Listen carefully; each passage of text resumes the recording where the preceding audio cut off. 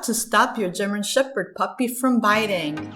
If you're blessed with a German Shepherd puppy, you may at times feel at your wit's end when it comes to those constant nipping behaviors.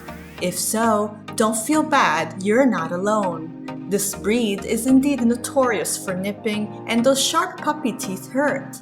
If your arms are covered with bruises, scratches, and teeth marks, you surely are upset about it and are looking for a way to decrease the nipping and finally allow those wounds to heal.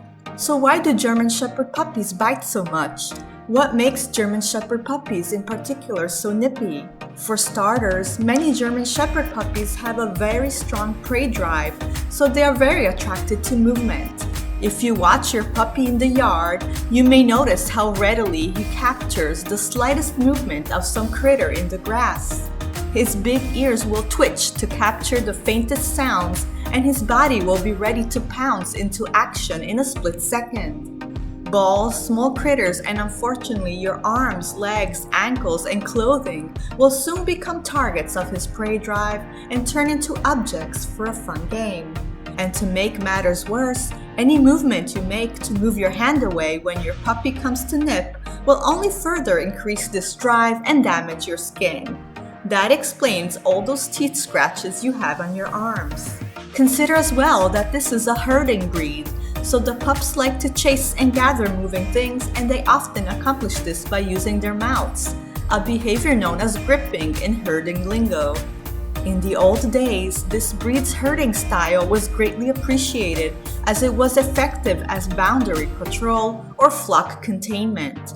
German Shepherd dogs had to ensure that sheep were properly contained and the rebellious sheep were controlled by, you name it, gripping. Finally, consider that all puppies go through a stage where they will play bite and explore the world with their mouths. Puppy mouthing is completely normal behavior most puppies go through. It's similar to the mouthing period babies go through when teething. However, in German Shepherds, the behavior may be more pronounced and more intense compared to other breeds of puppies. As seen, for several good reasons, many owners call their German Shepherd puppies land sharks. Often, the harder nipping is a manifestation of a puppy getting overstimulating and losing control of his bite force. Sometimes German Shepherd puppies will get more and more nippy when they are cranky and in dire need of a nap. It is ultimately up to the owner to teach proper bite inhibition through consistent rules. A word about bite inhibition methods. Following are some games I have used with success with German Shepherd puppies. Before playing these games with your puppy, I want to emphasize the importance of using only positive, reward-based methods. 5 German Shepherd puppy bite inhibition games. Game number 1, basic handling, also known as the car wash game. It may look like some German Shepherd puppies don't have a natural liking to being touched. Not too long ago, in my Yellow Creek training center, I had a German Shepherd puppy owner tell me, "I haven't been able to pet my puppy for months. When you touch him, he only focuses on trying to nip your hand." This behavior may stem from not being conditioned to being handled or simply the puppy is just trying to play. In any case, you can work on making touch something positive that your pup will look forward to. This game was invented by me casually one day as I was sitting on the floor with a very nippy German Shepherd. It somewhat mimics your puppy going through a car wash with you giving him a nice scrub as he walks by. Here is how to play it. Sit on the floor and extend your legs. Arm yourself with some tasty treats and a clicker. If your dog is not clicker trained, you can just say yes to mark the wanted behavior. With your puppy on your left side, toss a treat over the right side so that your puppy must walk across your body to get the treat. As he passes across your body to get the treat, pet him briefly on his sides and then click or say yes a second before he gets the treat. Then repeat the same from the opposite side, tossing the treat from the right side towards the left, repeating the touching and clicking. As the puppy gets used to getting touched, you can then raise the bar and increase the level of touch. You can also start touching other areas. For instance, you can start from the neck, then touch the sides and then the tail as he passes by.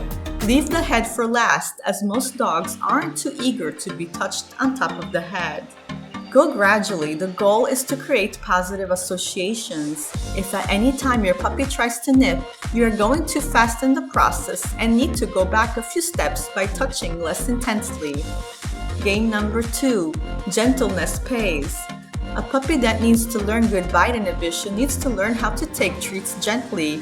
Don't waste giving your puppy kibble all at once from the bowl. Those are many lost training opportunities. Instead, reserve a part of your pup's meal to train how to take food gently from your hands. Do this every day. To teach polite mouthing manners, get a handful of treats and keep them in your closed fist. If your dog bites your hand, say no bite and don't release the treat. When your puppy gives up nipping and licks your hand, tell him what a good boy he is and release the treats. Game number 3, hand targeting. If your puppy tends to nip you when you're lying by the sofa, you may find training him in alternate behavior to replace the nipping helpful. In this case, try to play hand target. This way, your puppy won't focus anymore on nipping the hand but in targeting it. Here is how to play it. Extend your hand with the palm open. The moment your puppy sniffs the hand without nipping, click or say yes and give a treat. Repeat several times. As your puppy gets good at this, add the cue target and continue clicking and treating. Add challenges by placing your hand higher, at a distance lower, etc. Tip: don't move your hand too fast when presenting it as a target. Doing so may increase arousal and make your hands look like a toy again, which is not what you want, especially in the initial stages of training. Game number 4, fetch.